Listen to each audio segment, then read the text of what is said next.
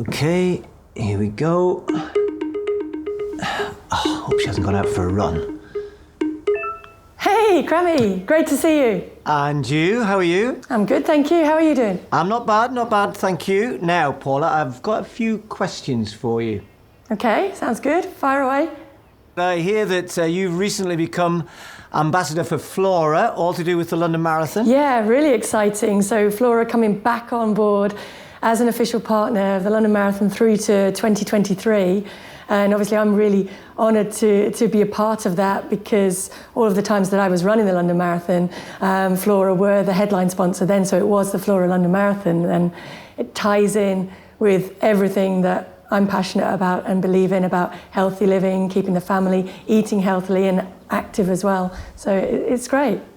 Paula, you've had a brilliant career, particularly in the marathon. Just remind us of one or two of your standout moments. My first experience was amazing from start to finish. I just loved absolutely every minute of it. And I think the moment that I crossed that finish line, I knew I was a marathoner, and I was already planning my next marathon and trying to come back to London the next year. I mean, London Marathon's been a crucial part of your life. I almost feel like you've become synonymous with the London Marathon. I mean, I know you had a pretty good career before you started marathon running, but it was a major sort of step up for you. Yeah, I mean, the London Marathon, it's so unique and so iconic. I think for me, for any distance runner in Britain, you kind of grow up with the London Marathon, really, and certainly I felt like I did that. My earliest memories going down to watch my dad take part in 1985 and seeing Ingrid Christensen set a world record then in the women's race, well, in the mixed race. Then she came through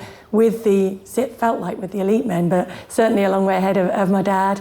But just really enjoying that atmosphere, and then to finally be able to actually take part in the race in 2002, and for it to go so magically well for me. Having done the world best, your first couple of marathons, and then you come in 2003 back to London for the second time, and you didn't just break a world record, Paula. You obliterated the world record. Was that just something on the day, or were you running quicker? I mean, how did that pan out? I remember a conscious thought coming down the mile was, this isn't something that might ever be repeated, so make sure, yes, that you create some memories and keep some memories, but make sure that I put everything into it, because when it all comes together on the day, I really think you have to make the most of it and get as much out of it as you can. I was elated to have broken 2:16, to have run as quick as I could, but I was also hurting quite a lot. My stomach was in pretty painful cramps and bits, certainly for a couple of hours afterwards. So your classic celebration, I guess, ended up being champagne and chips sitting in an ice bath. So let's talk training then. How do you approach getting ready for the London Marathon? I think anybody that can run a few hundred metres can build up to running the marathon. I think you do have to obviously put in some preparation and put in the work. And I think that's one of the big lessons of the marathon, that the more you prepare, the better you prepare yourself, the better your experience is going to be on race day. But it doesn't have to be out there twice a day, every day, like the elites do. I think to prepare it and to enjoy it and to get something back from it, you're talking, 2 or 3 times a week? You just need to build up to those long runs. It's a pretty motivating goal to be able to get out there and certainly try and win the London Marathon, but just to try and complete it is a motivation in itself. Everything you do, as Paula Radcliffe at the front, or somebody who's going to take 6 or 7 hours, you go through the same processes to some extent, just at a different level. So there's this, great anticipation which turns into a bit of trepidation, and then at the end, elation. So is it, because everybody shares that, don't they? Yeah, they do. And I think that it's a little bit like life in general. There are ups and downs within that, and you've kind of got to learn a little bit in the training how you're going to get through those, and certainly fully expect them in the marathon. And I think what you learn about your body and your mind in how you combat those, both in the training and in the race, makes you a stronger person. So try and encapsulate, if I said, look, just give me a few key tips, for people who are perhaps going to run their first marathon. Well, I think the first one is, like anything else, if you prepare well, then you're going to have a much more enjoyable experience on race days. getting a good night's sleep the whole week up to it, because the night before the race, you never know what's going to happen. You're going to be up early, getting ready for the race. So I think stocking up on the sleep beforehand means there's less stress. If you can't sleep well the night before, it essentially doesn't really matter. Warm baths are a good thing, relaxing right before you go to sleep, but not immediately after training. And certainly not immediately after the race. Then ice can actually be quite good. So I used to sit in ice baths, or if I was up in the mountains training, actually just get into the lake and just stand in the cold lake and just let the cold stimulate the capillaries just to close down a little bit and stop the intramuscular bleeding, which is what causes soreness and then can cause injuries later on. See, how our lives are different. You're in a lake in the mountains with your legs in the cold water. I was down the beach at South Shields when I used to do the same sort of thing. Same thing. We've all heard the phrase food is fuel, but just explain to us how important a healthy diet is. I think it's really important. I think it's big, important lessons like, number one, making sure that you're hydrated enough all of the time, because that's vital for training and for recovery.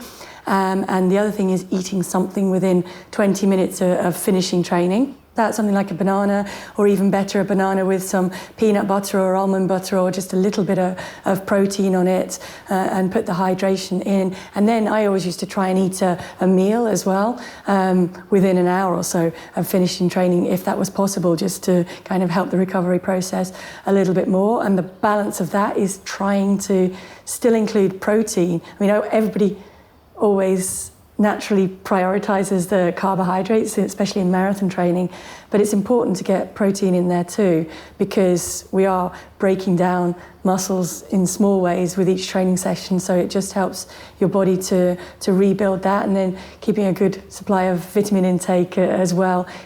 When I started out as a kid, it was actually a couple of slices of wholemeal toast, some Flora on the top, and then some hot tin tomato and cheese crumbled into that and melted into it, and then poured onto the top of that. I know, but I love cheese. Just so everybody knows, the one food I really don't like is cheese. But I think you and I probably spend a lot of our times explaining to the vast majority of people who ask us that most athletes who train on a regular basis do have a very wide-ranging and I think enjoyable diet, don't they? You can't eat what you want, but you can pretty much, within reason and moderation, particularly when you're training for something like the marathon, and the few days afterwards, by the way. The first marathon that I ran in 2002, I don't think I stopped eating for about 3 days afterwards, because I just felt hungry. I ate a family-sized portion of pasta in the ice bath after the race, and then I think that just carried on going from there. Back in my day, bacon sandwiches, that was a staple part of my diet. Nutrition wasn't a word that was bashed around too much. I just ate a lot. That's all I can remember, because I was always hungry. We know a lot more now. Yeah. So how important is nutrition, and what are the things we should be thinking about? I think it's more about learning healthy habits, which will continue long after you've run that first marathon.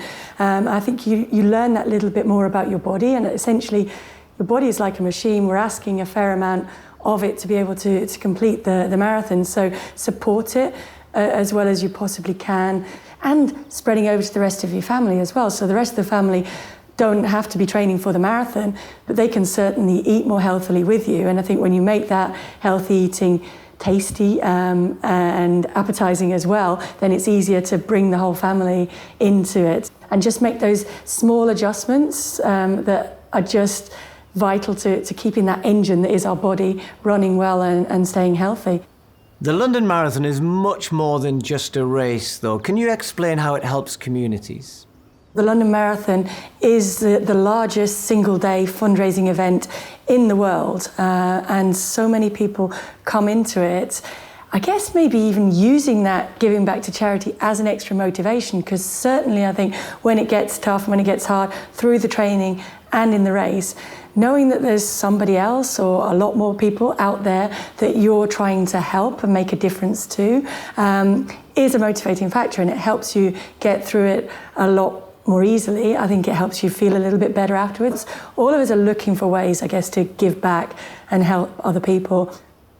Particularly this year, with the difficult circumstances over the last few months that everybody is going through, the next London Marathon is going to make an even bigger difference. And I think Flora are offering a bit of support to those smaller charities for whom there are thousands involved with the London Marathon. Flora are giving away £1,000 per week to charity runners. And I think if you need any extra motivation, that's certainly going to help. But it also is a nice recognition for what people are doing, because they are working hard. They are putting a lot of effort into running races for charity.